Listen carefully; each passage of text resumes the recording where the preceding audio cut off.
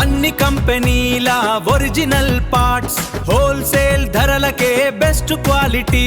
మీ నమ్మకానికి నిజమైన చిరునామా వహబ్ రోడ్ బిలాల్ హోటల్ దగ్గర తెనాలి. కుబేర ఆటోమొబైల్స్ మీ టూ వీలర్ కి రక్షణ. తెనాలిలో ప్రజా ఫార్మసీ అని మన ఆంధ్రప్రదేశ్ రాష్ట్ర మంత్రివర్యులు శ్రీ నాదెండ్ల మనోహర్ గారు ఆయన చేతుల మీదుగా ఈ మెడికల్ షాప్ ని నూతనంగా ప్రారంభించారన్న విషయం మీకు అందరికీ తెలిసిందే కదండి. మరి తక్కువ ధరలకే నాణ్యమైన జనరిక్ మందులు అందుబాటులో పెట్టారండి. మరి కంపెనీ మందులపై అత్యంత స్పెషల్ డిస్కౌంట్లు కూడా ఇచ్చేస్తున్నారండి. మన తెనాలి పట్టణంలోనే గుప్తా ఫ్యాన్సీ ఎదురు సందులో తాడిపోయిన వారి స్ట్రీట్ లోనండి.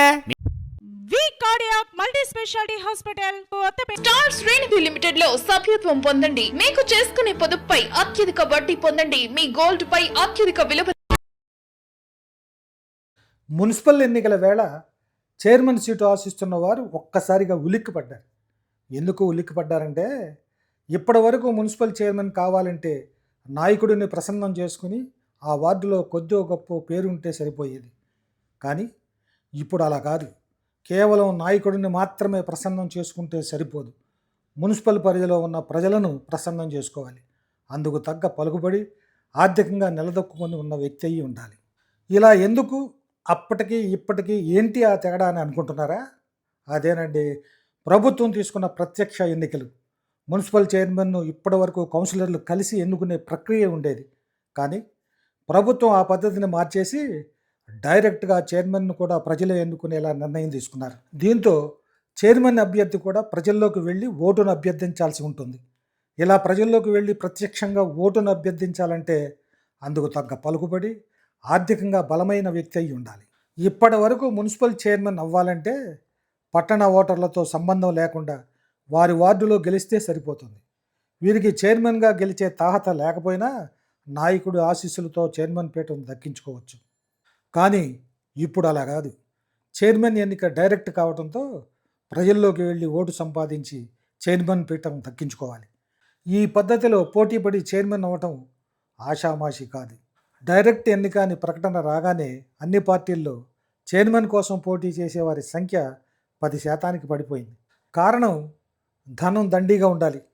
52 వార్డులలో బాధ్యత మొత్తం చైర్మన్ అభ్యర్థి ఒక్కరిదే. గతంలో అయితే కౌన్సిలర్లు వారి వార్డులలో ఖర్చు పెట్టుకొని ఎన్నికై వచ్చేవారు. వారిలో నుండి చైర్మన్ ఎన్నికను వారికి వారే చేసుకునేవారు. ఈజీగా తేలిపోయేది. ఈ ఎన్నికలో కౌన్సిలర్లతో చైర్మన్కు పని ఉండదు. తాను ఒక్కడే ప్రజల్లో విజయం సాధించి రావాలి. అప్పుడే చైర్మన్ పీఠం దక్కుతుంది. అయితే ఈ విధానం వల్ల ఒకవైపు లాభం ఉన్నా మరోవైపు నష్టం కూడా ఉంది. చైర్మన్ ఒక్కడే గెలిచి తన పార్టీకి చెందిన కౌన్సిలర్లు గెలవకపోయినా, అదేవిధంగా కౌన్సిలర్లు ఎక్కువ మంది గెలిచి తన పార్టీకి చెందిన చైర్మన్ గెలవకపోయినా రాబోయే ఎజెండాలోని అంశాలు ముందుకు సాగవు. అందువల్ల ఒకే పార్టీకి చెందిన మున్సిపల్ చైర్మన్, మెజార్టీ కౌన్సిలర్లు తప్పనిసరిగా గెలవాలి. చైర్మన్ మాత్రం నేను గెలిస్తే చాలు అనుకున్న, కౌన్సిలర్లు తాము గెలిస్తే చాలు అనుకున్న రాబోయే రోజుల్లో పరిపాలన గడ్డు పరిస్థితుల్లో సాగుతుంది. అందువల్ల తప్పనిసరిగా అందరూ కలిసికట్టుగా పనిచేసి పార్టీ అభ్యర్థులను గెలిపించుకోవాలి. అప్పుడు మాత్రమే ప్రజల్లో నమ్మకం, పార్టీ మీద గౌరవం ప్రజల్లో పెరుగుతుంది.